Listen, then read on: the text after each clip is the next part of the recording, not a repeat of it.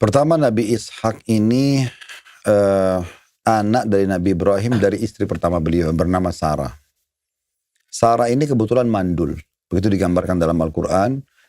Sementara Nabi Ibrahim pengen sekali punya keturunan. Dan akhirnya Allah subhanahu wa ta'ala kabulkan setelah beliau banyak berdoa sama Allah. Dikabulkan, uniknya beliau hamil di umur 90 tahun. Ibunya Nabi Ishak. Dan lahirlah Ishak ini. Dan Allah memastikan dalam Al-Quran, Ibrahim dan Sarah akan melihat juga anaknya yang bernama Yakub. Dan semua akan dirobatkan menjadi nabi. Yakub ini nanti namanya dia Israel.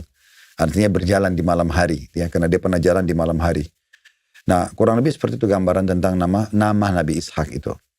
Nabi Ishak ini tentu tumbuh besar di atas didikan ayahnya dan ibunya. Dan mereka adalah manusia-manusia yang mulia. Dan Nabi Ishak karena kesolehannya sampai Allah mengaruniakan dia anak Yakub. Yang Allah juga nobatkan jadi nabi. Cucunya pun Yusuf menjadi nabi. Jadi ini memang kena turunan kesolehan. Selain daripada keberkahan doa Nabi Ibrahim kakek mereka. Ayahnya Nabi Ishak berarti kakek-kakek dari Yakub, dari Yusuf. Dan juga memang Allah subhanahu wa ta'ala memilih mereka. Nah seperti itu kurang lebih gambarannya. Nah Nabi Ishak ini hidup di negeri Syam. Tepatnya di Palestina. Ya, negeri Syam itu di zaman dulu itu satu negara tapi sekarang jadi 4 negara.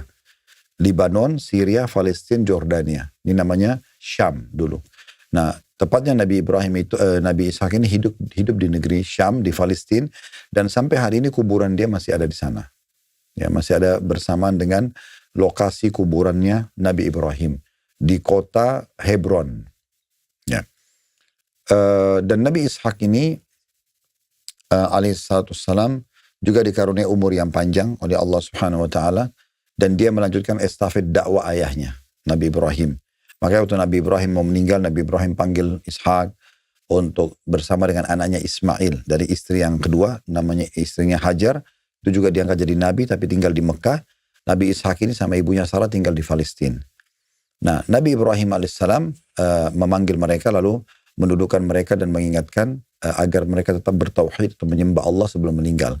Nabi Ishak pun pada saat mau meninggal sama mengumpulkan Yakub dan anak-anaknya yang lain kemudian juga menasihati yang sama agar betul-betul tauhid kepada Allah ini diwariskan satu sama yang lain. Nah, seperti itu.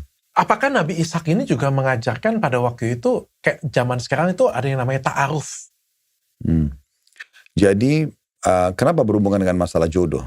Karena memang bermula daripada perjodohan antara Ibrahim alaihissalam dengan Sarah, istri pertama.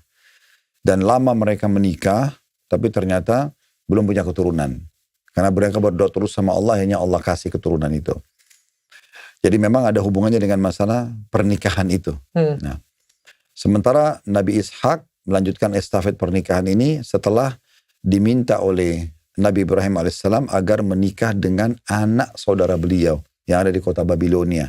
Itulah yang menjadi istrinya Nabi Ishak gitu. Dan begitu seterusnya estafet dilanjutkan. Kalau